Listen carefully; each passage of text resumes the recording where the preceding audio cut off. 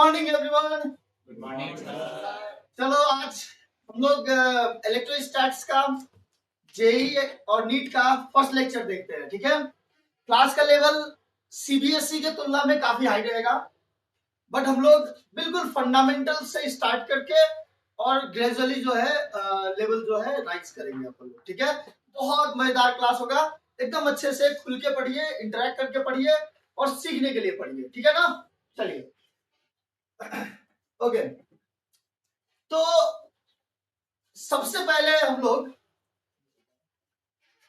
लोग को जो फंडामेंटल्स है सीबीएसई वाला उतना पहले क्लियर होना चाहिए। ठीक है ना, तो मैं उधर नहीं जा रहा हूं बिकॉज आई होप कि वो एकदम क्लियर है ना।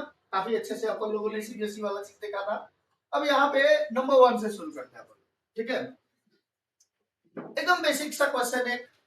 ठीक है, एकदम फंडामेंटल फिजिक्स यूज होने वाला क्वेश्चन। देखिए, मान लीजिए यहाँ पर एक बॉडी है। ठीक है, इसके पास 6 माइक्रोकूलम का चार्ज है। इसका मास जो है, ये बॉडी ए है, इसका मास है 5 ग्राम। ठीक है, दूसरा बॉडी ये है, ये 9 माइक्रोकूलम का इसके पास चार्ज है। ये बॉडी बी है, इसका मास हम लोग मान लेते हैं ना 3 ग्राम। ठीक है, दोनों के पास सेम नेचर का चार्ज है, पॉजिटिव है। डन। अब हम लोग कर क्या रहे हैं कि इसको रिलीज कर देते हैं। ठीक है, क्या कर दे रहे हैं? रिलीज कर दे रहे हैं। व्हेन रिलीज्ड, अगर मैं इनको रिलीज कर दूं, छोड़ दूं, तो किसी इंस्टेंट ऑफ टाइम पर, जैसे हमें पता है रिपल्सन की वजह से क्या होगा, ये दूर जाना शुरू करेगा। ठीक है, तो अगर मान लो किसी इंस्टेंट ऑफ टाइम पे इसका वेलोसिटी मैं जानता हूं, तो इसका क्या वेलोसिटी रहेगा, क्या ये हम लोग जान सकते हैं? तो जवाब है हाँ, बहुत अच्छे आसानी से। ठीक है, मतलब सवाल लिखिए, when released at any instant if va लिख दो, va speed of a is 5 metre per second towards left, then find vb। अगर va 5 मीटर पर सेकेंड है लेफ्ट के तरफ, तो आप vb निकालिए कितना होगा। आप क्या निकालिए? vb निकालिए। ठीक है, अच्छा ये बताइएगा, क्या हम लोगों ने इस पर कोई फोर्स लगा के इसको दूर किया था? नहीं ना, छोड़ दिया था अपने हाल पे। तो ये इलेक्ट्रोस्टैटिक फोर्स ऑफ रिपल्सन था, जिसके वजह से ये दूर जाना शुरू किया था। ठीक है, ओके। यानी कि यहां पर क्या जीरो है? एक्सटर्नल फोर्स जीरो है, बाहरी कोई फोर्स नहीं है। और जब भी एक्सटर्नल फोर्स जीरो होगा, मोमेंटम, लीनियर मोमेंटम हमेशा कंजर्व रहेगा। सही है, सही है। मतलब शुरुआत का मोमेंटम और बाद का मोमेंटम जीरो इक्वल रहेगा। Since F external, there is no external force, this is zero. This implies net momentum has to be conserved, that has to remain constant. Momentum को कांस्टेंट होना चाहिए। ठीक है, अच्छा ये तब संभव है जब शुरुआत का मोमेंटम और बाद का मोमेंटम बराबर होगा। शुरुआत का मोमेंटम और बाद का मोमेंटम बराबर होगा। मुझे बताया जाए, शुरू में इनको छोड़ा गया, रिलीज किया गया है, तो इनिशियल वेलोसिटी क्या होगा? जीरो रहेगा, पहले का भी और दूसरे का भी। तो इनिशियल मोमेंटम भी जीरो रहेगा दोनों का। पर बाद में छोड़ने के बाद हमें क्वेश्चन बोल रहा है कि इसको 5 मीटर पर सेकेंड से लेफ्ट की तरफ भेजा गया है। अगर अपन लोग इस डायरेक्शन को पॉजिटिव एक्स मानेंगे, तो इसको नेगेटिव एक्स मानना पड़ेगा। अगर एक ही फ्रेम में दोनों डायरेक्शंस का वेलोसिटी दे रहा है, तो एक इधर वाला पॉजिटिव लोगे तो इधर वाला नेगेटिव, या वाइस वर्सा, तुम अपने कन्वेंशन के हिसाब से कर सकते हो। तो इसके लिए मैं इधर वाला कर रहा हूं, तो क्या हो जाएगा? मोमेंटम, ध्यान रखिएगा, मास इंटू वेलोसिटी। इसका मास कितना है? 5 ग्राम इंटू वेलोसिटी बता 5 metre per second, 5 metre per second.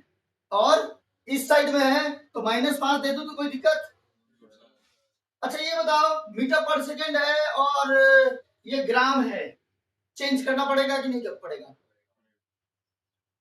Actual में क्योंकि इधर 0 ही है, नहीं भी चेंज करने से कोई प्रॉब्लम नहीं है। ये वेलोसिटी मीटर पर सेकंड में दिया गया, इसका भी मीटर पर सेकंड में आएगा। सीएम पर सेकंड में दिया रहता तो इसका भी सीएम पर सेकंड में ही आता। ठीक है, और नहीं तो अगर आप चाहें तो चेंज कर लीजिए, कोई दिक्कत नहीं है। 5 मीटर पर सेकंड ऐसे लिख लीजिए। प्लस दूसरे वाले का हमें नहीं पता, इसका मास कितना 3 और वेलोसिटी कितना नहीं पता वीवी। अरे ये मीटर पर सेकंड में ही आएगा, ये ग्राम और ग्राम कैंसिल हो जाएगा, है ना। तो अब क्या हुआ बताओ, दिस इंप्लाइज, यहां से वीवी निकालोगे, हो गया क्वेश्चन। ये प्लस 25/3 मीटर पर सेकंड, ये प्लस में आएगा। प्लस का मतलब क्या हुआ, राइट साइड जाएगा, वो राइट साइड जाएगा, ताकि टोटल मोमेंटम कंजर्व रहे। क्वेश्चन रॉन्ग लिखा है, देन फाइंड वीवी होगा। वीवी ही तो लिखा है मैंने। अच्छा, फाइंड वीवी, यस, वीवी हमें फाइंड करना है। ठीक है, फाइंड वीवी नॉट वीएफ, दूसरा का वेलोसिटी निकालना है, तो सिंपल। ठीक है, चलिए एक और देखते हैं हम। लिख लिया आप सबने? ओके, दूसरे नंबर पे आ जाइए। मान लीजिए इसी तरीके का अपने पास एक चार्ज, ठीक है, मान लो ना 4 माइक्रोकूलम, इसका मास है 3 ग्राम, और एक और है 6 माइक्रोकूलम, मान लो 5 ग्राम। यह है ए, यह है बी। इनको जब रिलीज किया गया, ठीक है, तो ये जो था ये चला है मान लो यहां से 10 सीएम लेफ्ट की ओर, तो बताइए ये कितना सेंटीमीटर चलेगा, हमें ये निकालना है। लिखो क्वेश्चन लिखो। इफ ए शिफ्ट्स नहीं, इस बार बी शिफ्ट्स लिख दो। If B shifts by 10 CM, 10 cm, comma, find by what distance will A shift, find by what distance will A shift, किस डिस्टेंस से A शिफ्ट करेगा ये आपको फाइंड करना है।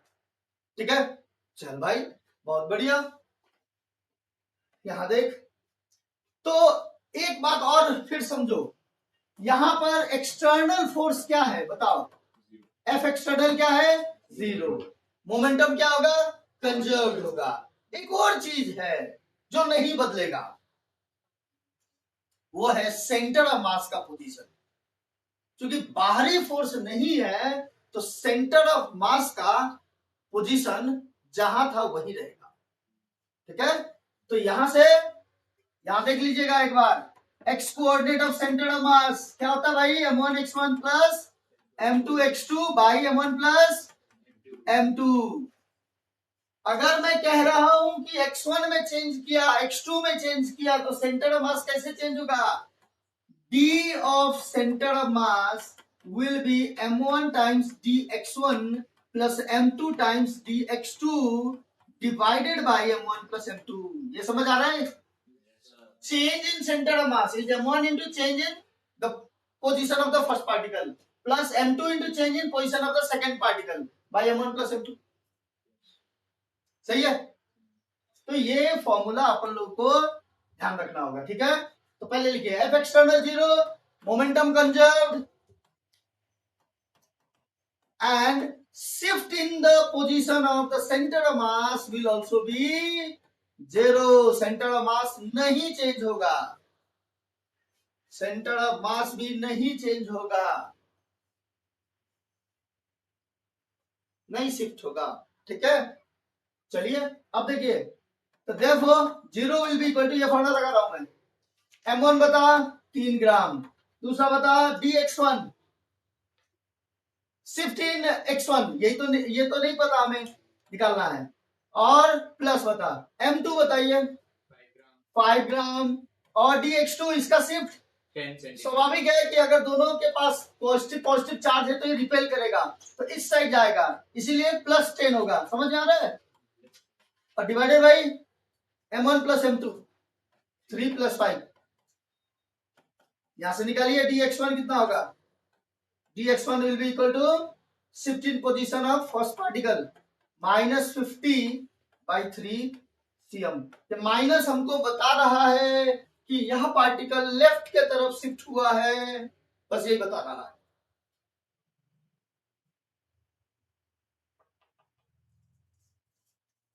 बोल भाई, कोई दिक्कत? समझ आ रहा है? बहुत बढ़िया।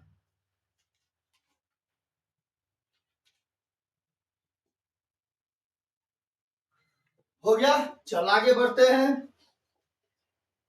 थर्ड पे आ जाओ, थर्ड पे आ जाओ।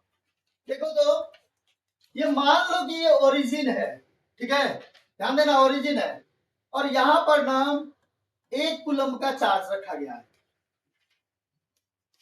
फिर ये 1 मीटर है, यहां पर भी 1 कूलम का चार्ज रखा गया है। फिर ये 2 मीटर है, यहां पर -2 कूलम का चार्ज रखा गया। ध्यान से सुनना, ये 3 मीटर है, ये 3 कूलम का चार्ज। फिर आया 4 मीटर, -4 कूलम का चार्ज, और ये करते करते ये सिलसिला अनंत तक चलता रहा।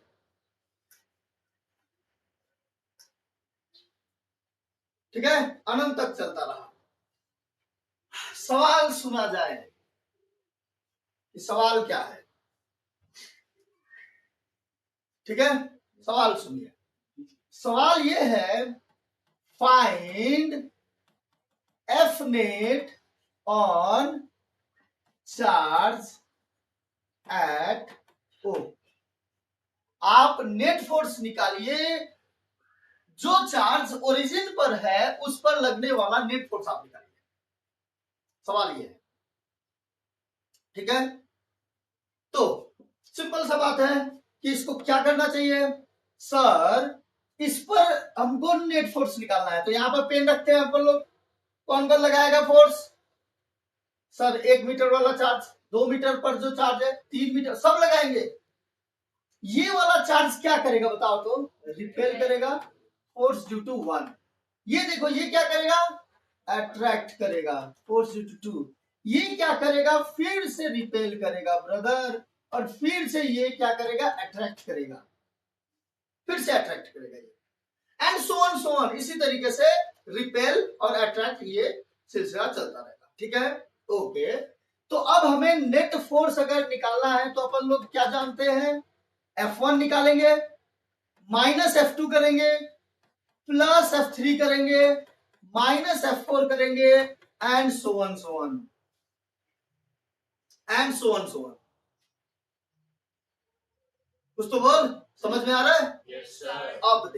अब देख F1 लिखता है, force due to charge at this the first position. Okay, so what will it be? Everyone speak. K Q1 Q2 by दूरी का स्क्वायर। दूरी कितना है भाई?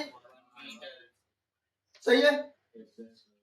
F2 बता, K Q1 Q2। Sir minus पहले ही लिख चुका हूं मैं, फिर मत लिखना। 1 × 2 बाई दूरी का स्क्वायर, यहां से दूरी कितना है? बहुत बढ़िया। फिर से F3 K Q1 Q2 by R का square, minus K Q1 Q2 by R square and plus so on.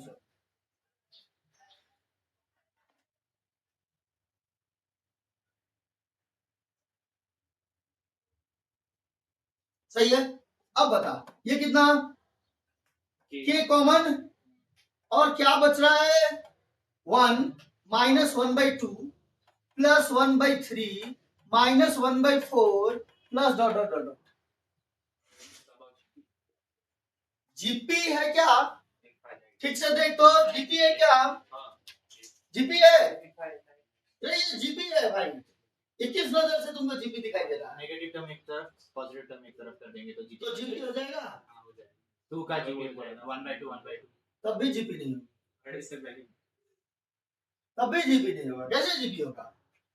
तो 1 या तो 1 को छोड़ोगे तो कोई बात बन सकता है, फिर आगे जाके भी गड़बड़ होगा। रुक इधर, सुन इधर, एक फॉर्मूला लिख, log 1 + x ln 1 + x। यहाँ देखो ln 1 प्लस एक्स क्या होता है, ये काम का चीज है। ये होता है x minus x square by 2 plus x cube by 3 minus x का power 4 by 4 and so on. log 1 plus x का एक्सपेंशन होता है ये, ठीक है। इसमें अगर आप x के जगह पर 1 रखे तो क्या आ जाएगा, log बेस में ही है 1 प्लस 1 2, log 2 कितना होगा बता, 1 minus 1 by 2 plus 1 by 3 minus 1 by 4 and so on. कुछ दिख रहा है क्या? Yes, sir. क्या दिखा, ये क्या है, ln 2 log 2 का वैल्यू है ये, समझ गए सर जी? तो आंसर आ गया k times log 2, this is your answer. समझ रहे? Yes, sir. k times log 2। तो ये एक्सपेंशन याद रखेंगे, सब कोई बोलेगा एक बार, log x log 1 plus x का एक्सपेंशन क्या है, x minus X square by 2 x cubed by 3 minus x to the power 2 by 2. ठीक है। और x की जगह पे 1 रखते ही एग्जैक्ट यही सीक्वेंस आ जाएगा। देख 2-3 वैरायटी है इसमें, इनफिनिट जीपी भी आता है।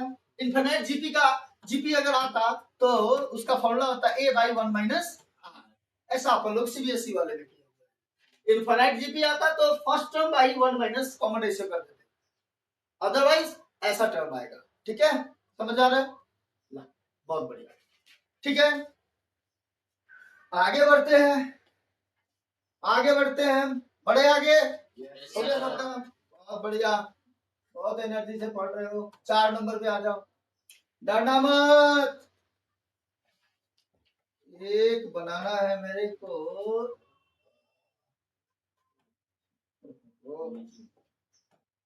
ये कहाँ चला गया?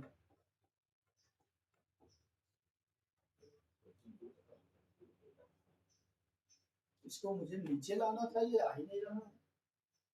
अच्छा ला, हो गया, हाँ और नीचे लाओ, डन। सुनिए तो सर, इसके सेंटर पर, यहां पर देखिएगा, ये सेंटर हो गया। यहाँ पर एक घड़ी जैसा बनाइए इसको, तो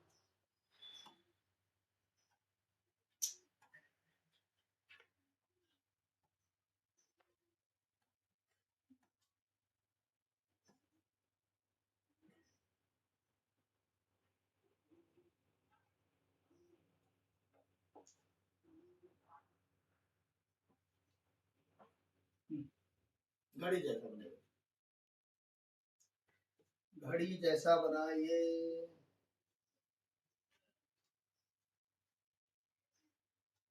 ओके डन, ठीक है, बन गया। अब सुना जाए, ध्यान से सुना जाए। 12 बजे वाले टाइम पर ना 12 कूलम चार्ज रखा गया है, 1 बजे वाले पे 1 कूलम, यहाँ पर 2 कूलम, यहाँ पर 3 कूलम, यहाँ पर 4 कूलम, यहाँ पे 5 6 7 8 9 10 11 12 12 2 बार बोल दिया। सही है, ऐसे चार्जेस रखे गए। अब मैं चाहता हूं कि जो चार्ज इसके सेंटर पे रखा गया है, मान लेते हैं वह चार्ज Q0 है। अब ये सारे चार्जेस मिलकर इस Q0 पर कितना नेट फोर्स लगाएंगे, हमको ये जानना है। सही है, सवाल लिखे, find F net on Q0। हमको Q0 पर लगने वाला नेट फोर्स निकाल के बताना है। कैसे करेंगे भाई ब्रदर, बोलिए? रेडियस कॉमन ले लेंगे, k कॉमन आ जाएगा। तो कॉमन है ही, और कितने फोर्सेज है? 12 फोर्सेज होंगे। वाह, दिख गया इस लड़के को। ध्यान से सुनो, एक चीज है कि यहाँ ये 12 और 6, ये दो जो अपोजिट है, इनका डिफरेंस देख तो 6, 7 का अपोजिट में 1 रहेगा, डिफरेंस बोल 2 और 8, 9 और 3, 10 और 4, 11 और 5, सबका डिफरेंस 6 है। समझ आ रहा है? इससे क्या समझ में आया देखिएगा। पहला देख, इस पेयर को देखो, ये 12 कूलम इसको क्या करेगा, रिपेल करेगा। ठीक है, ध्यान से सुनना। और ये क्या करेगा, ये भी रिपेल करेगा। अगर जैसे जिस मेथड से अपन लोग पढ़ते थे, मान लेना एक कूलम वाला जो फोर्स लगा रहा है वो एफ है, एफ छोटू है, तो इसका फोर्स होगा 12F, इसका फोर्स होगा 6F। इन दोनों का रिजल्टेंट कितना, 6F। 12F minus 6F, that is F। समझ आ रहा है? मान लेते हैं जो 6F है ना, उसको ऐसे कोई छोटू F मान लेते हैं। अब वो जो 6F होगा, अरे सबका वही हालत है, देखना कि 8 वाला यहां से रिपेल करेगा, 2 वाला इधर से रिपेल करेगा। 8F minus 2F, 6F। उसी 6F को मैंने क्या मान लिया, छोटू F मान लो। अब सुन, जब ऐसा मान लेता है तो तुमको तुम्हारे पास क्या क्या फोर्सेस बनता है, इन दो का रिजल्टेंट कहाँ आएगा बता दो, इधर की तरफ। उसको मैंने F माना है, तो ये फोर्स आएगा यहां पर F। ठीक है, अब देख ये किसका किसका है, 12 और 6 का। अब आजा 1 और 7 का, इधर की तरफ लगेगा 6F, उसको हम लोगों ने F छोटू F माना, ये भी F। समझ आ रहा है? Yes, sir. इसका 1 और 7 का, 1 और 7। फिर देख 8 और 2 का, फिर इधर ही रहेगा ऐसे, ये भी F होगा। फिर से अब आएगा 9 और 3 का, वो एग्जैक्ट हॉरिजॉन्टल होगा, ये भी F होगा। फिर बता 10 और 4 का, फिर इधर आएगा 11 और 5 का, फिर इधर आएगा, ऐसा होगा। अब मेरे पास 12 फोर्सेस के जगह पर केवल 6 फोर्सेस है, और सबके मैग्नीट्यूड इक्वल है। ठीक है, पर डायरेक्शन सबके अलग अलग है। कैसे लिया जाए रिजल्टेंट, बहुत आसान है, बहुत आसान है। ये देख, ये लाइन मैंने सीधा ऐसे प्रोड्यूस किया। ठीक है, अब बता तो ये एंगल कितना डिग्री होगा, ये कितना डिग्री होगा, ये कितना डिग्री, ये कितना डिग्री, ये कितना डिग्री, ये कितना कितना 30, कितना 30 है ना। तब ना यहां से यहां 180 होगा भाई, 6 पार्ट में बराबर बट रहा है, तो ये 30, ये 30, ये 30, ये 30, ये 30, ये 30।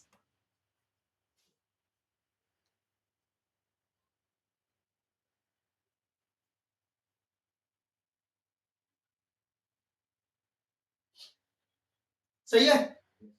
अब अभी भी इनका रिजल्टेंट हम लोगों को लेना है, अभी बहुत काम बाकी है इसमें।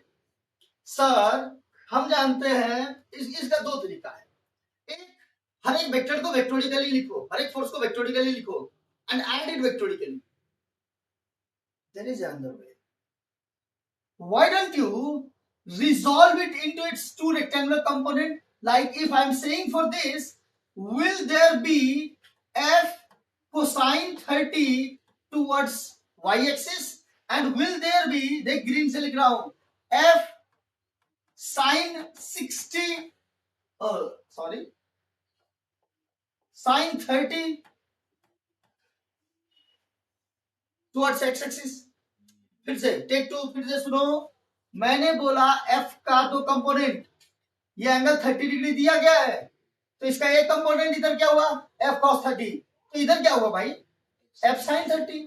फिर वैसे इसका देख, इसके लिए देख, ये कितना एंगल 60, तो इधर क्या आया, F cos 60, और इधर क्या आया बता, F sin 60।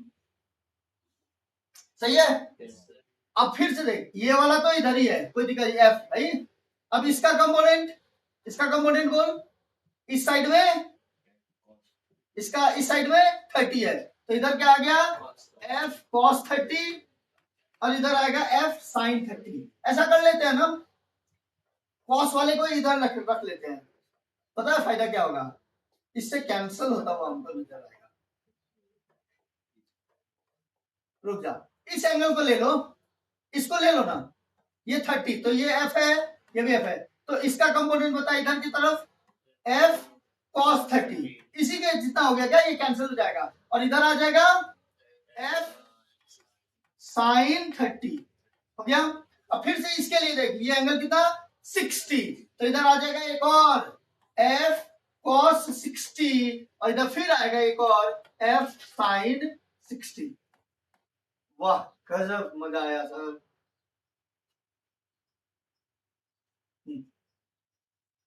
यहां देखिए, मैं फिर इंक चेंज कर देता हूं। यहां देख, F cos 60 cos 60 cos 30 cos 30, ये कैंसिल हो गया। यहां पे एक एफ बचा मात्र। अरे ये दो कंपोनेंट है, ये दो कंपोनेंट कैंसिल हो गए। यहाँ पे एफ बचा, मात्र एक बचा एफ। और इधर वाला बता दो, एक इसका एक कंपोनेंट, इसका दूसरा, ये इधर जो एफ था वो खुद, फिर इसका भी कंपोनेंट, इसका भी कंपोनेंट। यहाँ पे 5 है, 1 2 3 4 5, ये 5 कंपोनेंट है। तो बता एफ नेट कितना हुआ? एफ नेट अगर मैं वेक्टोरिकली लिखूं तो ये पांचों का इधर की तरफ सम देख, एफ sin 30 दो बार, 2f sin 30 आई कैप, दो बार f sin 30 आई कैप एक्स क्यूब, फिर से दो बार f sin 60 आई कैप, फिर से एक ये f का भी आई कैप। ये आई कैप तुम बार बार नहीं दे के एक ही बार में दे सकते थे। और इसके लिए क्या? माइनस माइनस कितना? एफ जे कैप, माइनस एफ जे कैप। एफ जे कैप नीचे है ना, तो इसीलिए माइनस जे कैप, नीचे है इसीलिए minus J cap.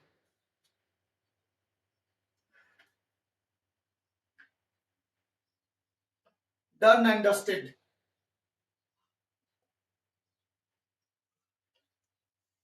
Sir ji 2f sin 30 बता, sin 30 कितना? 1/2, 2f इंटू 1/2 आई कैप अब एक साथ में लिख दूंगा, plus 2f sin 60 √3/2 plus f, और आई कैप एक जगह पे लिख दे रहा हूं, minus f times J cap. That's it. ये कुपच हो गया, ये इससे कुपच हो गया, कितना आया? f प्लस f 2f, तो 2 प्लस √3 टाइम्स f आई कैप माइनस f जे कैप, माइनस f जे कैप, हो गया। अब बता इस f का मैग्नीट्यूड कितना होगा जी? रूट अंडर इसका स्क्वायर प्लस इसका स्क्वायर, 2 प्लस √3 f का होल स्क्वायर और प्लस f का स्क्वायर, है ना?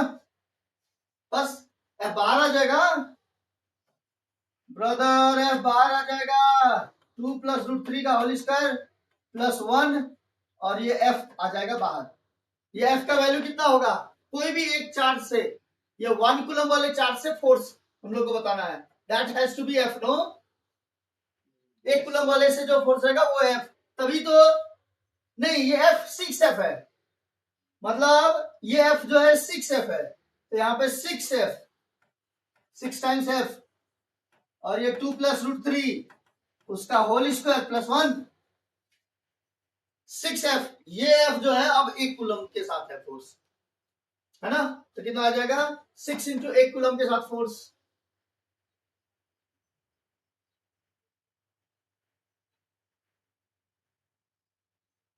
एक कूलम के साथ फोर्स बताओ कितना? इसका रेडियस जो भी रहा होगा, आर मान लो, के Q1 Q2 1 into Q naught, और बाई दूरी का स्क्वायर, दूरी है आर, उसका square, times root under 2 plus √3 का होल स्क्वायर प्लस 1। उसका एक्सपैंड ऑब्वियसली किया जा सकता है, ये आंसर है, ये है आंसर। तोते उड़ गए, उड़ गए। टिपिकल जेई का सवाल।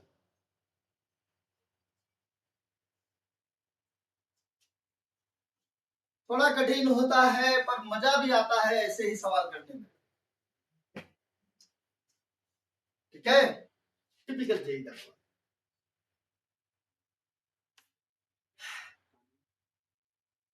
मजेदार है, ठीक है, आगे बढ़े।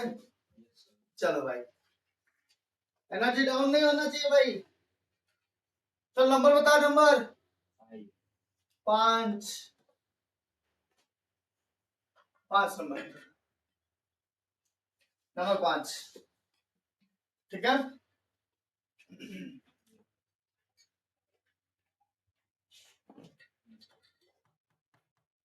Electric field due to an infinitely long thin wire, thin charged wire, infinitely long thin charged wire, ये हमने पढ़ा है, ये मैं सिर्फ रिकॉल कर रहा हूं। अगर हमारे पास इस तरीके का चार्ज्ड वायर था और वो अनंत लंबाई का था, तो इसका चार्ज डेंसिटी अपन लोग लैम्डा मानते थे। क्या मानते थे? लैम्डा। तो यहां से ये बताइए, आर दूरी पर एक बिंदु था P, वहां पर इलेक्ट्रिक फील्ड निकालते थे, कितना होता था, किसी को याद है? थिन चार्ज वायर से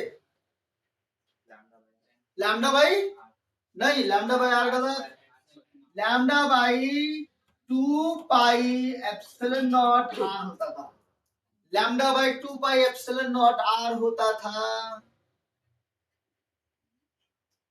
ये कब होता था? जब इन्फिनिटली लॉन्ग था तब। गॉस लॉ का फर्स्ट एप्लीकेशन है ये, गॉसेस लॉ का फर्स्ट एप्लीकेशन है ये, lambda by 2 pi epsilon naught R. सही है। अच्छा, अब हमारा इंटरेस्ट इसमें नहीं है, हमारा इंटरेस्ट है due to finite length electric field due to a finite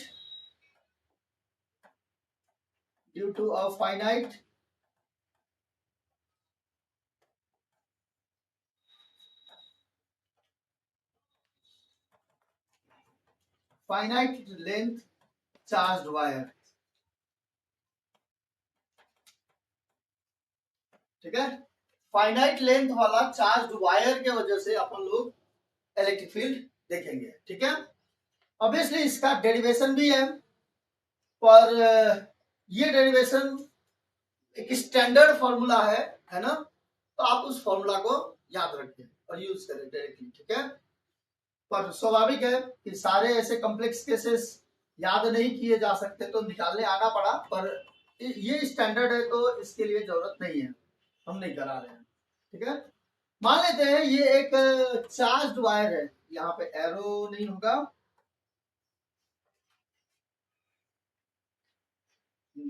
charged wire है, चार्ज होगा, हो गया।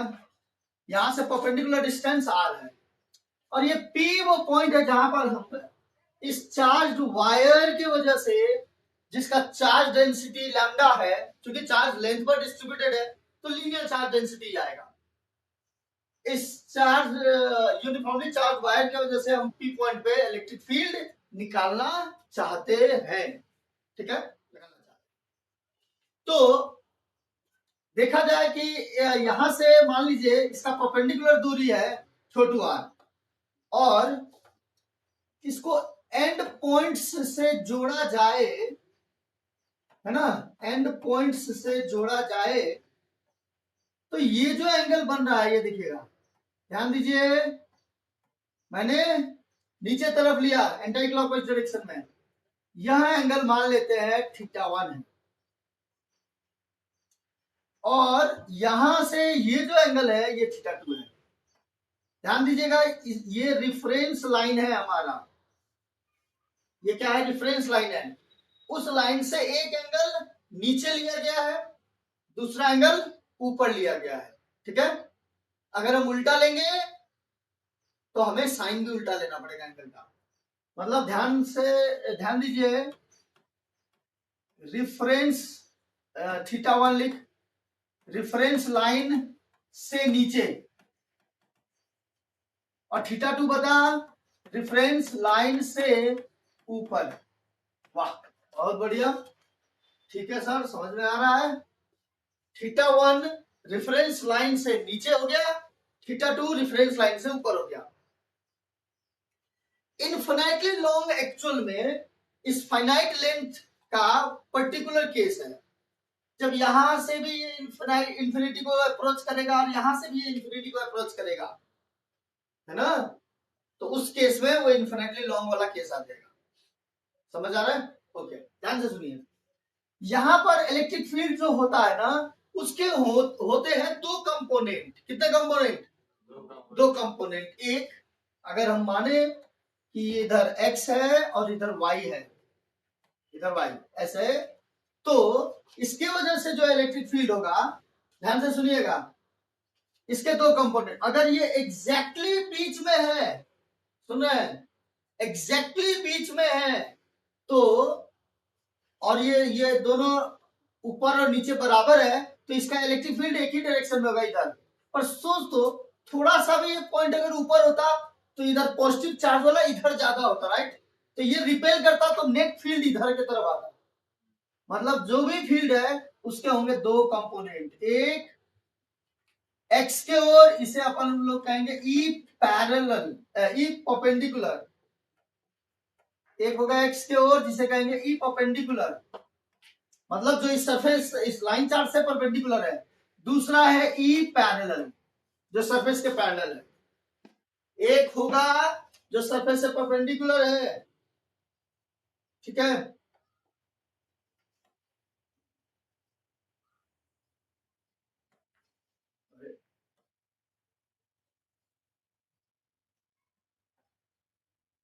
लो भाई, ठीक है, ये ई परपेंडिकुलर जो लाइन चार्ट से परपेंडिकुलर है, और दूसरा जो लाइन चार्ट से पैरेलल है, ठीक है, ओके। तो ई परपेंडिकुलर होता है, E perpendicular k lambda by r, ध्यान से सुनिए, sine θ1 plus sine θ2, k lambda by r sine θ1 plus sine θ2। और जो ई पैरेलल होता है, जो ई पैरेलल होता है, वो होता है k lambda by are cos θ1 minus cos θ2। वाह, और जो रिजल्टेंट होगा वो क्या होगा? इन दोनों का resultant root under E perpendicular का स्क्वायर प्लस ई पैरेलल का स्क्वायर, ये रिजल्टेंट होगा। So direction डायरेक्शन ये खुद ही बोल रहा है, परपेंडिकुलर मतलब इधर की तरफ, पैरेलल मतलब इधर की तरफ, दोनों का रिजल्टेंट इधर की तरफ। हाँ, अब नेट इलेक्ट्रिक फील्ड का डायरेक्शन चाहिए तुमको, तो उसके लिए tan थीटा, दोनों परपेंडिकुलर कंपोनेंट्स है, tan थीटा लगा के निकालो।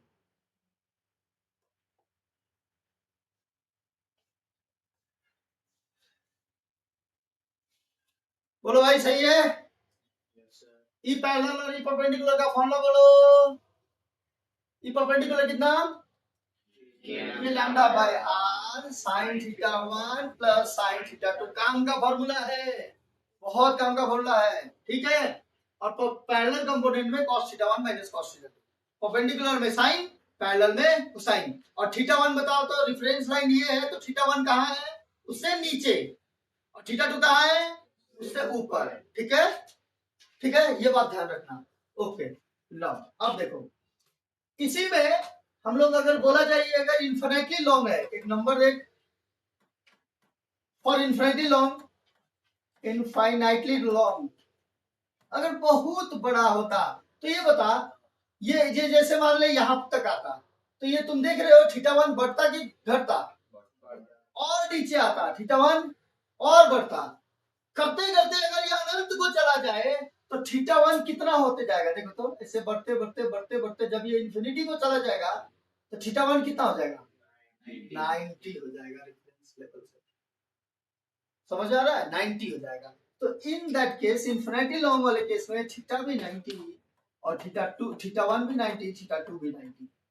ठीक है, इसमें रखेगा तो देख cos 90 0, फिर cos 90 0। उस केस में जो आपका पैरेलल कंपोनेंट है वो हो जाएगा 0। ई पैरेलल कितना हो जाएगा? और सिर्फ ई परपेंडिकुलर होगा। देखो तो कितना, k lambda by r into sine 90 plus sign 90 2। अगर तुम k का वैल्यू रखते हो 1/4 पाई एप्सिलॉन नॉट तो तुम्हें जाना पहचाना रिजल्ट दिखाई देगा। देख 2, ये क्या वही रिजल्ट है lambda by 2 pi epsilon naught r। Check कर 2 पाई एप्सिलॉन नॉट r, यानी कि वो फॉर्मूला सत्य था इससे पहले जो लिखा गया था इन्फिनिटी लॉन्ग, और ये फॉर्मूला भी सत्य है राम के नाम की तरह। समझ में आ रहा है? Lambda by 2 pi epsilon naught r। तो ये फाइनाइट लेंथ का एक पर्टिकुलर केस है, इनफाइनाइट लेंथ वाला। अच्छा ये बताओ, अगर ये बिंदु एग्जैक्टली बीच में पड़ेगा तो क्या हो जाएगा? थीटा 1 और थीटा 2 दोनों बराबर होंगे, तो ये वाला टर्म फिर से कैंसिल हो जाएगा। नहीं, सेकंड देख, if P lies at perpendicular bisector,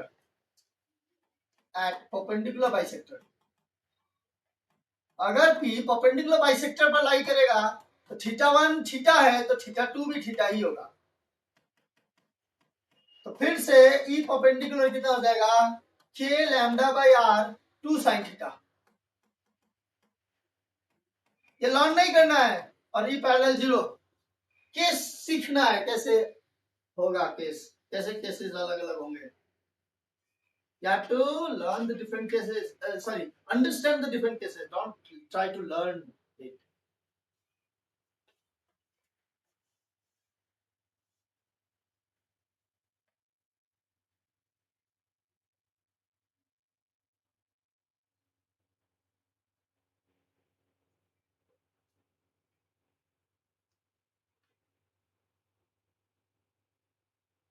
okay, अब सुन, अगर ये एक वायर के एंड पर हो तब, जैसे तार इन्फिनिटली लॉन्ग हो और उसके एक एंड पर हो, चलो ना उसको प्रॉब्लम से ही देख लेते हैं, छोड़, इसमें बिना काम का हम लोग को टाइम पास होगा। ये हम लोग एक प्रॉब्लम से ही देख लेते हैं। नंबर बता दो,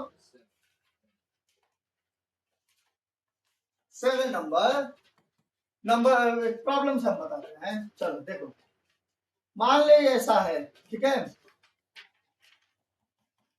ला यहाँ पे ये दूरी जो है, ये परपेंडिकुलर दूरी है 10 cm है, ठीक है। यहां से ये एंगल है मान ले 20 डिग्री, है ना, और ये जो एंगल है ये है 10 डिग्री। लो, ये दूरी 10 cm, ये 20 डिग्री, ये 10 डिग्री, ठीक है। और ये चार्ज है, चार्ज डेंसिटी को प्लस लैम्डा ही मान लेता हूं मैं, चार्ज डेंसिटी को प्लस लैम्डा ही मान लेता हूं मैं।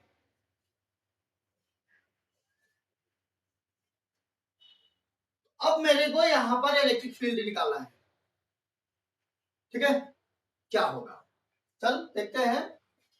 थीटा 1 पहले बता दो कितना होगा, +20 की -20, सॉरी +10। नीचे वाले को मैं थीटा 1 मान रहा था ना, +10 नीचे है, रेफरेंस लाइन से वही नीचे ही लिया था मैंने डेरिवेशन में भी, है ना। और ये थीटा 2 +20, क्योंकि ये ऊपर ही होना चाहिए, ऊपर ही है, ऊपर होना चाहिए और ऊपर ही है रेफरेंस लाइन से, और ये नीचे होना चाहिए, नीचे ही है, उल्टा होगा तब, समझो। तो देखो ई परपेंडिकुलर बता, K lambda by R, R is 10 cm भाई, ये आर है। साइन 10 डिग्री खाली फॉर्मूला में रखना सिखा रहे हैं, plus sine 20 degree. E parallel बता, वैल्यू नहीं पता है, इतने पे छूटेगा, K lambda by are cos 10 degree minus cos 20 degree, cos 10 degree minus cos 20 degree. हम लोगों ने देखा था कि इस केस में अगर ये फाइनाइट लेंथ का था, ये 20 डिग्री ये 10 डिग्री है ना, तो रेफरेंस लाइन से नीचे है तो पॉजिटिव θ1 पॉजिटिव और ऊपर है तो θ2 पॉजिटिव, ठीक है, उल्टा रहेगा तो अपन लोग नेगेटिव लेंगे, ठीक है। ओके, तो इसके दो कंपोनेंट हुए, ई परपेंडिकुलर जो इस वायर से परपेंडिकुलर होगा, दूसरा ई पैरेलल जो इस वायर के पैरेलल होगा। तो साइन θ1 प्लस साइन θ2 और पैरेलल में इतना है ना, और ये ई पैरेलल और ई परपेंडिकुलर हो गया, ई नेट ऑब्वियसली इनका रिजल्टेंट होगा। क्योंकि हमें ये पर्टिकुलर वैल्यूज नहीं पता है, इसको इतना ही रहने देंगे, ठीक है, इसी फॉर्म में रहने देंगे। अगर हमें स्टैंडर्ड वैल्यूज पता रहते तो ये वैल्यू निकल जाता, कोई दिक्कत नहीं। डन, ठीक है, समझ आता है काम। चल आगे सुनो, अब थोड़ा सा केस को चेंज किया जाए। हाँ लिख लो, ये हो गया है क्या, लिखो तो।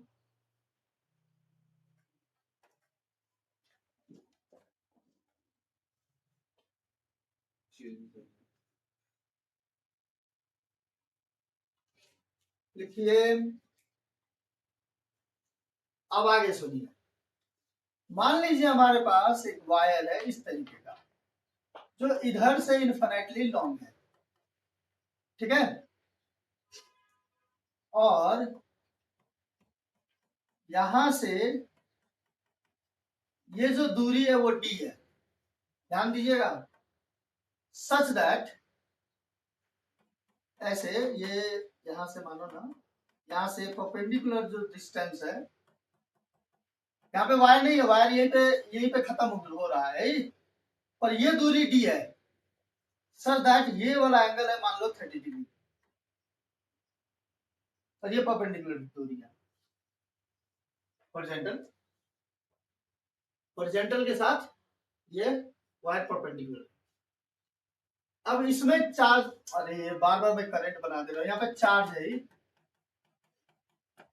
मैग्नेटिक इफेक्ट में भी ऐसा ही देखना है, बार बार करंट बन जा रहा है, इसका चार्ज डेंसिटी है प्लस लैम्डा।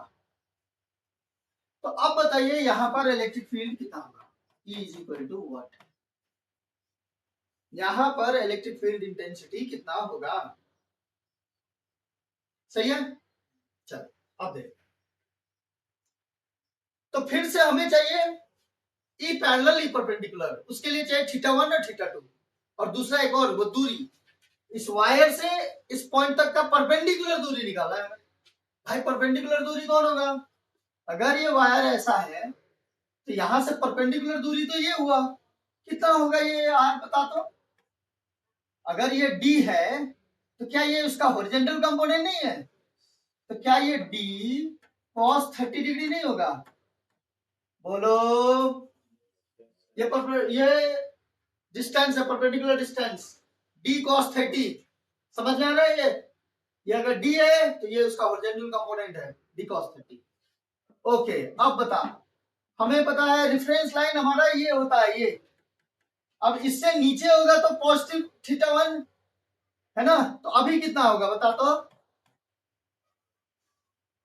रेफरेंस लाइन हमारा ये होता था, इससे नीचे होता था तो θ1 प्लस में आता था, अभी क्या है, इस एंड को जोड़ रहा हूं तो इसे ऊपर जाना पड़ रहा है, तो क्या लिखूंगा मैं, -30। बोल, बात समझ में आ रहा है, -30 डिग्री। अच्छा θ2 बता कितना, θ2 दूसरे एंड को जोड़ेंगे तो ये तो इंफिनिटी तक जा रहा है ना, तो दूसरे एंड के लिए θ2 कितना, 90 प्लस 90 की -90 प्लस 90, खत्म question. E perpendicular k lambda by r sine θ1 मतलब -30 डिग्री और प्लस साइन 90 डिग्री, बस। और ई पैरेलल कितना हो जाएगा ब्रदर, के लैम्डा बाई आर cos θ1 मतलब -30 डिग्री 30 डिग्री और माइनस cos θ2 cos 90 डिग्री, बस हो गया ये पैरेलल और परपेंडिकुलर। तो ये समझना है कि वो रेफरेंस लाइन से जो एंगल हम लोग ले रहे हैं वो कहाँ है, ऊपर है या नीचे है, ये समझना होगा हमें। ठीक है,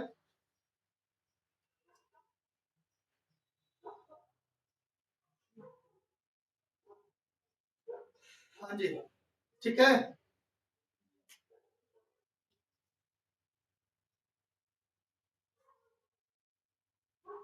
डन, Yes, sir. आगे बढ़े। ओके, अब देख एक और 9 नंबर, 9 नंबर फिर से देखो। अगर मान लेते हैं ये P पॉइंट है, ये दूरी D है, ठीक है, ये हॉरिजॉन्टल लेवल है, हॉरिजॉन्टल लाइन है, ये एंगल मान ले है 30 डिग्री, ये एंगल है 20 डिग्री, ठीक है। तो अब बताओ, ये परपेंडिकुलर है, ये डी है, फिर करंट बना है, यहाँ पे चार्ज है, इसका चार्ज डेंसिटी प्लस लैम्डा। बताओ तो इस केस में क्या होगा, सोच के बोलो। पहले ये दूरी बता कितना होगा, डी cos 30, बहुत खूब, ठीक। अच्छा अब बता तो ये रेफरेंस लाइन से नीचे है कि ऊपर है, ऊपर, पर हमारा θ1 तो नीचे होना चाहिए था, इसीलिए θ1 कितना डिग्री, जल्दी बोल। -50. हाँ बहुत बढ़िया पढ़ रहे हो, -30। और θ2 बता, सोच के बोल। θ2 के लिए तो इस एंड को जोड़ना है, यहां से लेकर यहां तक, और ये ऊपर ही है, ऊपर ही है, तो क्या होगा +50 हो गया, खत्म। बाकी तो फॉर्मूला वही है, बाकी तो फॉर्मूला वही है।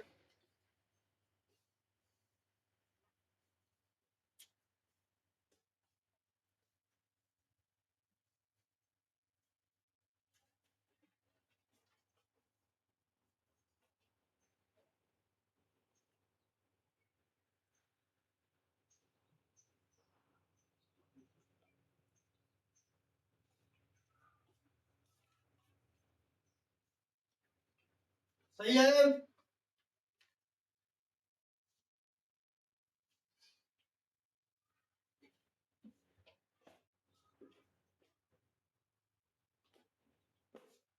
हो गया क्या, आगे बढ़े, बढ़े आगे, हो गया ना सबका, ला, ठीक है, बहुत बढ़िया। 10 नंबर पे आ जाओ तो भाई,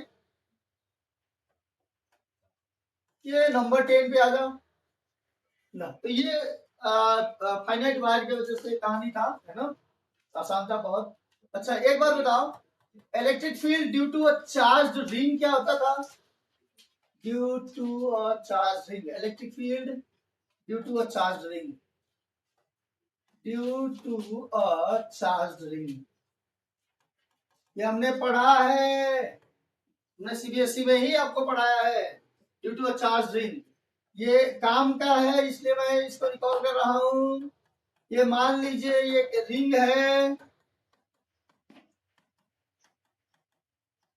ठीक है, और इस पर चार्ज है +Q, इसका रेडियस अपन लोगों ने मान लिया R, और यहां से x दूरी पर एक बिंदु है P, और इस चार्ज रिंग के वजह से हम यहाँ पर इलेक्ट्रिक फील्ड अगर निकालना चाहते थे, तो याद है हम लोगों ने क्या किया था, पहले खुद से पूछा था क्या ये एक पॉइंट चार्ज है, तो जवाब मिला था नहीं है, इसीलिए कूलम्स लॉ यहाँ पे नहीं लगेगा।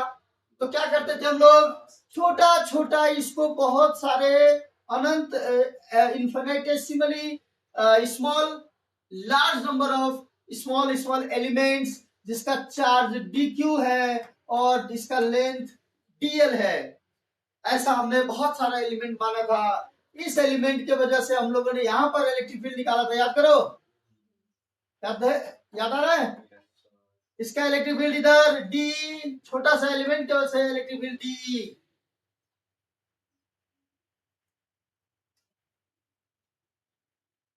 ठीक है। इसका डायमेट्रिकली अपोजिट भी एलिमेंट है, इसके वजह से इलेक्ट्रिक फील्ड, फिर हमारा इधर की तरफ होता था सीधा लाइन डी डैश, ये एंगल थीटा, तो ये भी एंगल थीटा, और इनको दो कंपोनेंट में अपन लोग रिजॉल्व करते थे। ये थीटा है तो ये भी थीटा है, ये थीटा है तो ये भी थीटा है, ठीक है। तो इधर आता था डीई कॉस थीटा, ये भी DE sine theta, D dash sine theta, और फिर उधर होता था डी डैश कॉस थीटा। यही तो था नियम।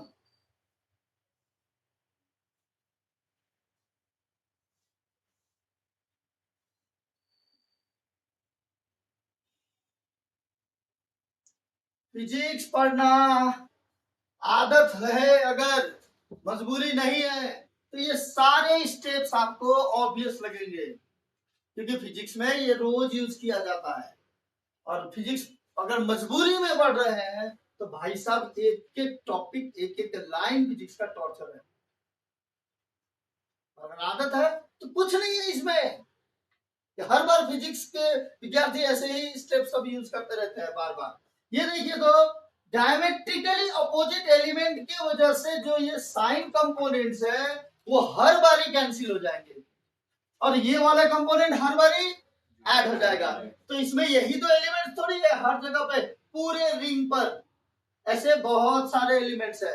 मतलब कोई एक छोटा सा एलिमेंट की वजह से ये हॉरिजॉन्टल कंपोनेंट लीजिए और पूरे लूप पर इसको ऐड कर दीजिए, यानी कि इंटीग्रेट कर दीजिए। तो हमने बताया कि ई नेट होगा integration d E cos theta over the entire close loop, over the entire close loop. That's it brother. D एक छोटे से करंट एलिमेंट की वजह से इलेक्ट्रिक फील्ड, तो कितना हो जाएगा के क्यू, क्यू को क्या लिखूं, डी क्यू। बहुत बढ़िया, बहुत अच्छा पढ़ रहे हैं आप लोग। भाई यहां से ये दूरी है ना उसका, ये दूरी तो हो जाएगा root r square plus x square, तो root under r square plus x square into cos theta क्या होगा पिंटू, बोलो कॉस थीटा क्या होगा, आर बाई कॉस थीटा, ये पी ये B H base by hypotenuse, तो एक्स बाई होगा एक्स बाई इसका होल स्क्वायर है, इसका whole square k q by r square, और यहां पे आ जाएगा r square plus x square, are square plus x square, ये हुआ r square plus x square. अब आगे आ जा, ये हो गया के बाहर एक्स बाहर, ये स्क्वायर से ये कट गया, और ये r square plus x square का पावर 3/2 इंटीग्रेशन, ये क्लोज लूप पर इंटीग्रेशन डीक्यू, इंटीग्रेशन डीक्यू होता है क्यू, इंटीग्रेशन डीक्यू होता है क्यू, तो k q x by root r square plus by r square plus x square का power 3/2, k q x by r square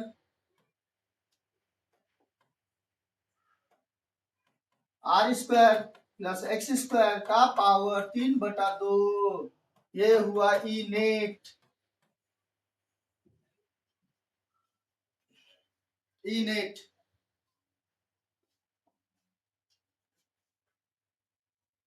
net electric field इतना समझ में आ रहा है, नेट इलेक्ट्रिक फील्ड इतना। अब आगे सुनिए, जब x 0 है तो नेट इलेक्ट्रिक फील्ड भी 0 है, स्वाभाविक है। अगर ये रिंग है तो इसके सेंटर पर नेट इलेक्ट्रिक फील्ड 0 होगा, कोई यानी कि कोई चार्ज यहाँ पे रखेंगे, वो पूरे रिंग के वजह से नेट फोर्स 0 एक्सपीरियंस करेगा। मतलब इसका अगर हम लोग ग्राफ बनाने का कोशिश करें तो ग्राफ दिखाई देगा कुछ ऐसा, E versus x, E versus x. पहले ये x 0 है तो ये भी 0 है, यानी कि ग्राफ ओरिजिन से शुरू होगा, x बढ़ते गया तो ये भी बढ़ते गया, उसके बाद एक पॉइंट आया r/√2, यहां पर ये मैक्सिमम हुआ, उसके बाद ये घटना शुरू हो गया। उसी तरीके की कहानी इधर भी होगा, तो -r/√2 पर मैक्सिमम होगा। अच्छा, कैसे पता चला r/2 पर मैक्सिमम होगा?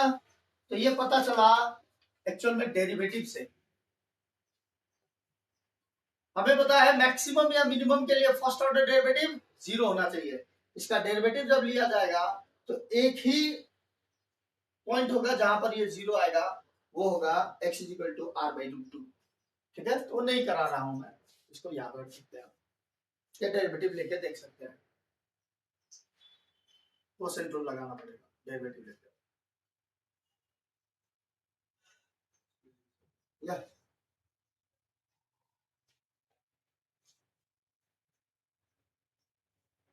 तो ये रिंग की वजह से अपन लोगों ने ये पढ़ा,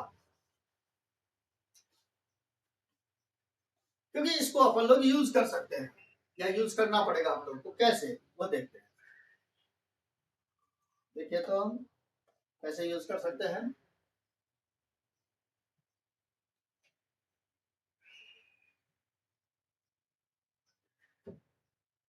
ठीक है, देखिए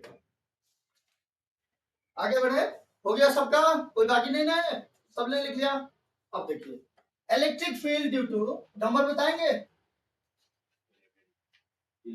11। Electric field due to a uniformly charged disc. ये बड़ा मजेदार है और टिपिकल जेई का चीज है। डिस्क के वजह से, यूनिफॉर्मली चार्ज डिस्क है, उसके वजह से हमें इलेक्ट्रिक फील्ड निकालना है किसी पॉइंट पर। ठीक है, तो ध्यान से पढ़िए और लॉजिक लगाइएगा। ठीक है, डरिएगा नहीं। इस बार मैंने कहा कि ये एक डिस्क है, ये डिस्क है, देख रहा, डिस्क। ठीक है, अब ये पूरा चार्ज है, ओ सेंटर ऐसे। ठीक है, इसका रेडियस यहां से कैपिटल आर, मैंने दिया कैपिटल आर रेडियस। अब इस डिस्क के वजह से मैं चाहता हूं कि यहां पर कोई पॉइंट P है और मैं यहां पर निकालू इलेक्ट्रिक फील्ड। इस डिस्क के वजह से, ये डिस्क है, रिंग नहीं है, देखिए डिस्क है यानी कि यहाँ पे मटेरियल है। ठीक है, अब इसके वजह से यहां पर निकालना चाह रहे हैं इलेक्ट्रिक फील्ड। फिर से तरीका वही है भाई साहब, फिर से तरीका वही है। खुद से आपको पूछना होगा, क्या ये पॉइंट चार्ज है, क्या मैं कूलम्ब्स लॉ लगा लूं, या पॉइंट चार्ज की वजह से इलेक्ट्रिक फील्ड Q/r² लगा लूं? तो जवाब है नहीं सर जी, ये पॉइंट चार्ज नहीं है। ठीक, नहीं लगेगा। तो फिर क्या करना होगा, सोचना पड़ा कि ये डिस्क कैसे छोटे छोटे एलिमेंट से मिलकर बना हुआ है। क्या ये डिस्क को हम एक छोटा सा रिंग यहां पर, उससे बड़ा रिंग यहां पर, फिर एक बड़ा रिंग और बड़ा रिंग और बड़ा रिंग, ऐसे करके dx मतलब छोटू सा एकदम थिकनेस वाला अनंत ऐसा रिंग मिलकर पूरा डिस्क बना है क्या? अरे बोल भाई, बना है क्या? छोटे छोटे मतलब डिस्क का एक एलिमेंट एक रिंग होगा। ठीक है, समझ आ रहा है? जैसे रिंग का एलिमेंट एक छोटा सा पॉइंट चार्ज मानते थे, DQ पॉइंट चार्ज और DL लेंथ वाला, वैसे डिस्क का एलिमेंट एक छोटा रिंग मानेंगे। ठीक है, जिसका चार्ज DQ होगा, समझ रहे हो, और विड्थ DX होगा। तो ये तो आया सर समझ में, ठीक है, ये तो मजेदार केस लग रहा है। तो आपको क्या करना पड़ा, रिंग की वजह से आपने इलेक्ट्रिक फील्ड देख लिया, रिंग की वजह से इलेक्ट्रिक फील्ड देख लिया, कितना होता है KQ/x/r² + x² का पावर 3/2, ये हमने देख लिया है। अब एक काम करते हैं, तो रिंग तो हमें पता नहीं है, तो मैं क्या करता हूं, r दूरी पर जाता हूं, चाहे x दूरी पर जाता हूं, x ही कर देता हूं, नहीं ये दूरी x हमें लेना पड़ता है ना, ये x है, आर दूरी पर जाता हूं और एक डीआर विड्थ का, आर रेडियस का, डीआर विड्थ का एक रिंग लेता हूं। ये देखिए, ये एक रिंग है, elementary ring, typical JEE stuff है ये। इसका थिकनेस हम लोग डीआर मान लेते हैं और इस पर चार्ज डीक्यू मान लेते हैं। ठीक, इसका थिकनेस डीआर और चार्ज डीक्यू ले लेते हैं। ठीक है सर, समझ में आया। अब मुझे बताइए, क्या इस रिंग की वजह से यहां इलेक्ट्रिक फील्ड आपको पता है? हाँ पता है सर। कितना? ये लिखना है तो लिख लो, एलिमेंट्री रिंग,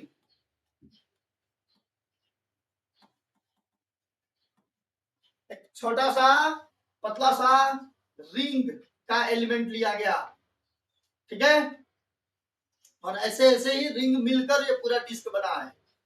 अब सुन, ध्यान से सुन, इस रिंग की वजह से यहां पर इलेक्ट्रिक फील्ड निकाला जाए तो हम जानते हैं डीई, रिंग की वजह से, ड्यू टू रिंग कर दे रहा हूं, ठीक, डीई ड्यू टू रिंग कितना पता, फॉर्मूला क्या होता है, के क्यू, क्यू को क्या लिखो, डी क्यू, क्यू भाई सर जी रिंग में छोटा सा चार्ज, पूरे पूरे डिस्क में क्यू चार्ज, कैपिटल क्यू मान लेता हूं, इसमें डी क्यू चार्ज।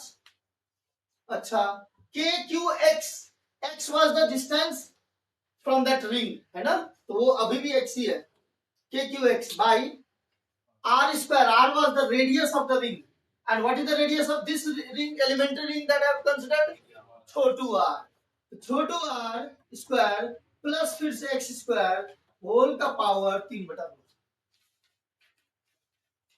होल का पावर 3/2, और इसका डायरेक्शन इधर ही होगा, इधर ही होगा। तो क्या जितने भी रिंग हम कंसिडर करेंगे उन सब के वजह से इलेक्ट्रिक फील्ड इसी साइड होगा? हाँ जी सर। तो इसीलिए चूंकि सारे एलिमेंट के इलेक्ट्रिक फील्ड एक ही डायरेक्शन में होंगे, हमें अब डायरेक्शन को ध्यान नहीं रखना है, सिंपली उनको ऐड कर देना है, ठीक है। तो हमें अब ई नेट मिल जाएगा, हमें सिंपली इंटीग्रेशन डीई, रिंग की वजह से जो इलेक्ट्रिक फील्ड निकाल रहे हैं वो उनको जोड़ देंगे, पर जोड़ने के लिए लिमिट क्या होगा, कहां से कहां जोड़ोगे बता दो। सेंटर से लेकर बढ़िया।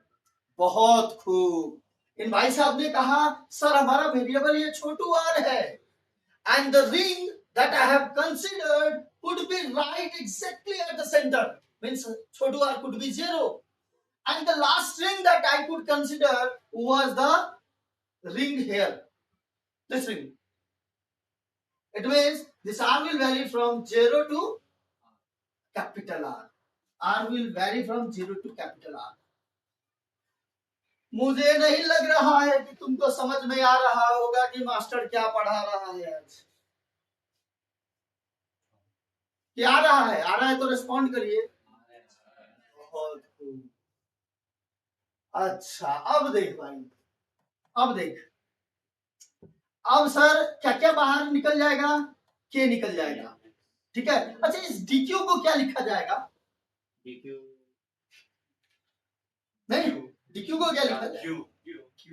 ओए कैसे क्यों लिख देगा भाई ब्रदर, कैसे क्यों लिख देगा? ये भी तो वेरिएबल है, छोटा सा चार्ज। सिग्मा बाई वो करना पड़ेगा, सिग्मा को लैम्डा में कन्वर्ट करना पड़ेगा। इस बार चार्ज इसके लेंथ पे है कि सरफेस पर है जी? तो चार्ज डेंसिटी तो सिग्मा हुआ। खूब ध्यान से सुन, ध्यान से सुन, नहीं तो इसमें तोते उड़ जाएंगे तुम्हारे। तो क्या डीक्यू को मैं सिग्मा डीएस लिख दूं? हाँ ना बोल, डीक्यू का सिग्मा डीएस। अब सिग्मा तो ठीक है, डीएस मतलब ये छोटा सा रिंग का सरफेस एरिया, ठीक है। देख तो ऐसा है, ऐसा है ना, इसका मुझे सरफेस एरिया निकालना है, तो इसका मोटाई मुझे पता है डीएक्स डीआर, ठीक है। एक काम किया जाए, आप ब्लेड लीजिए, हाँ ब्लेड, हाथ का नस नहीं काटना है, इसको काटना है, इसको टक का काटना है, ठीक है। और इसके दोनों एंड्स को पकड़ के इसको स्ट्रेच कर दो, तो क्या बनेगा? रेक्टेंगल बनेगा, जिसका विड्थ कितना है dr और लेंथ कितना है ये लेंथ कितना है 2 पाई r। तो बता इसका एरिया क्या होगा? Length into breadth, 2 pi r dr, 2 pi r dr brother, 2 pi r dr, r was variable, Chhotu r was variable, 2 pi r dr।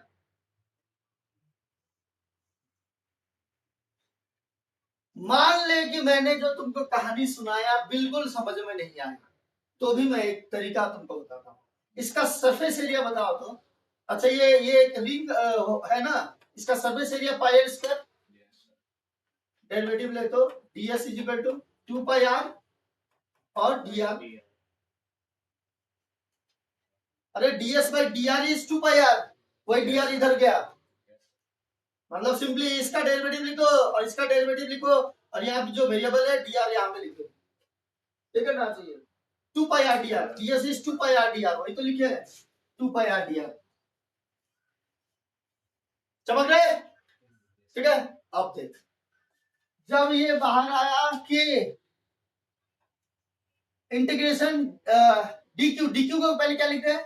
Sigma into 2 pi r dr into x divided by r square plus x square का power 3/2। अब जो है सब सारा चीज बाहर आ जाएगा। देखो तो क्या क्या बाहर आएगा, k आएगा, सिग्मा आएगा, 2 पाई आएगा, x भी आएगा। क्यों सर x कैसे बाहर निकाल दिए? सर आपने x कैसे बाहर निकाल दिया? बोल। x कांस्टेंट है पर r वेरिएबल है, x कांस्टेंट है पर r वेरिएबल है, 0 से r। x कांस्टेंट है पर r वेरिएबल है, 0 से r। x कांस्टेंट है पर r वेरिएबल है। ये लास्ट टॉपिक है आज का, हो गया? अब ध्यान से सुनिए, अब आता है प्योर मैथमेटिक्स। अब ये इंटीग्रेशन कंप्यूट करना है, ठीक है? ठीक है, देखिएगा। अब इसको इस इंटीग्रेशन, इसमें वेरिएबल r है, x नहीं है, x नहीं है।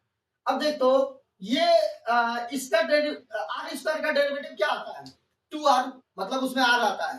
तो एक जब आप इंटीग्रेशन अच्छे से मैं आपको लोगों को पढ़ा दूंगा, है ना, तो ये बहुत ऑब्वियस सा इंटीग्रेशन आपके लिए बन जाएगा, ठीक है? अभी हो सकता है थोड़ा सा टफ लगे, है ना, पर ये जब इंटीग्रेशन पढ़ा दिया जाएगा तो आपको बहुत ऑब्वियस लगेगा। इसमें एक मेथड है, उसे कहते हैं सब्स्टिट्यूशन मेथड।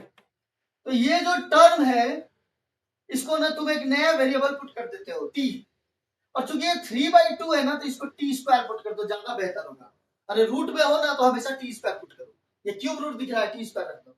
तो इससे क्या होगा देखना, सर वेरिएबल r है, x नहीं है, r स्क्वायर का डेरिवेटिव 2r, और मैंने कहा डेरिवेटिव लेकर dr लिख दो, x स्क्वायर का 0 is equal to t square का 2t, और डेरिवेटिव लेने के बाद dt लिख दो।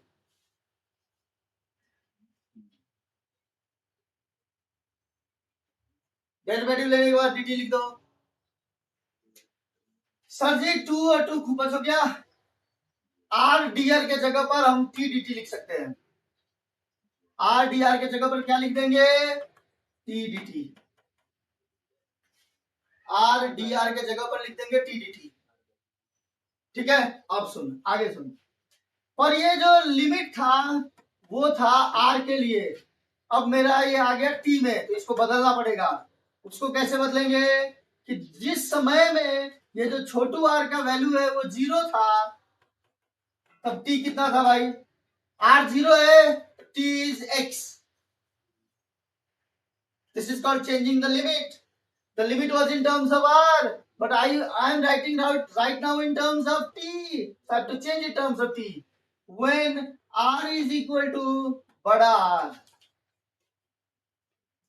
then t will be equal to root under bada R square plus x square. कहां से रखना है? इसी में रखना है। When r is bada R, तो आर स्क्वायर हो गया और t will be root under,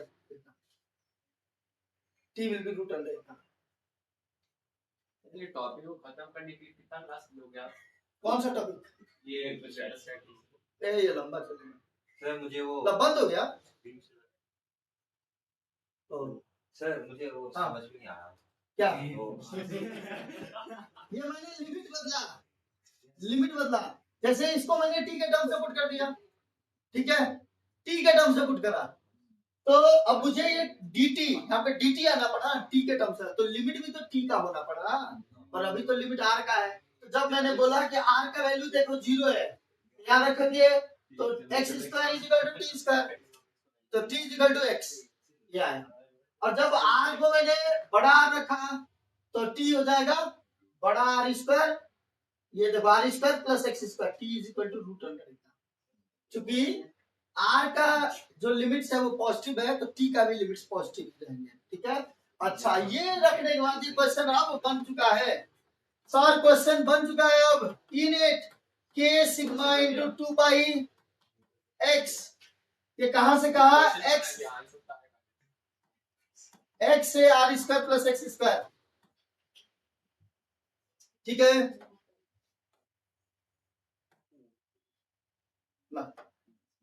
into into ये बता आर डी आर को क्या लिख दो, T D T, T D T, ध्यान से समझेगा, बन जाएगा। इसको मैंने टी स्क्वायर रखा, टी स्क्वायर का पावर 3/2, ये कट जाएगा, खत्म हो गया क्वेश्चन, क्वेश्चन खत्म हो गया जी, ठीक है। देखो अब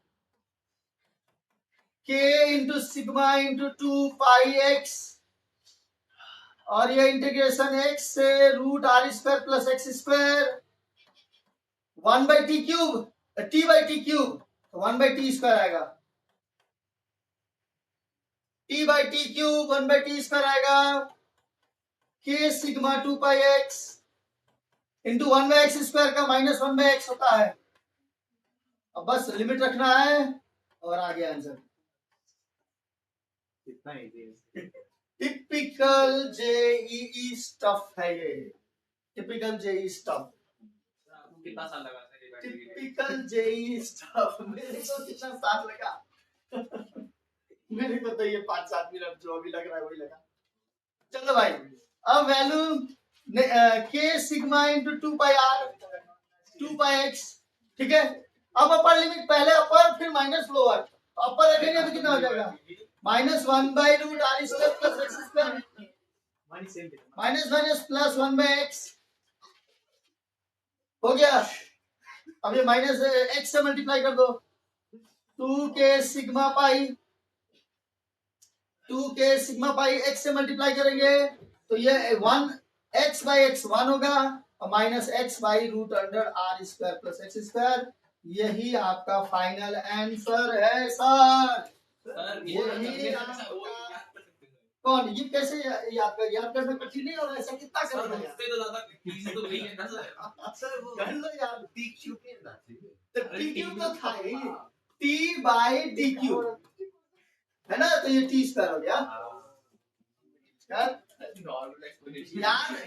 याद कितना करोगे, यही ना है। अब जैसे रिंग का याद करा है, फाइनाइट वायर का याद करा है, अब तुमको डिस्क का भी करा है, एक सर्कुलर आर्क का भी करा है, तो ऐसा पॉसिबल नहीं है सर। जब सारा चीज हो जाएगा तो आप याद नहीं कर पाओगे, ठीक है। तो इसीलिए मेथड पता होना चाहिए कैसे होता है।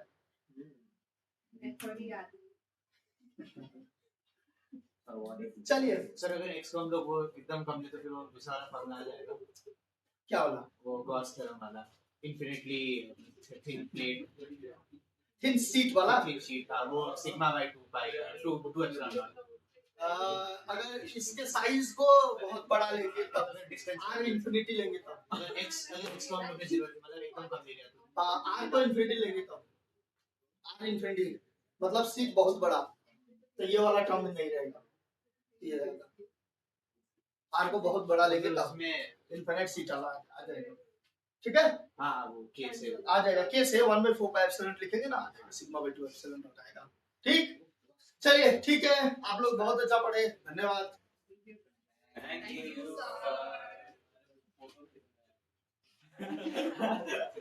ये कहाँ स्टॉप हो रहा है? सर ये लाइव रिकॉर्डिंग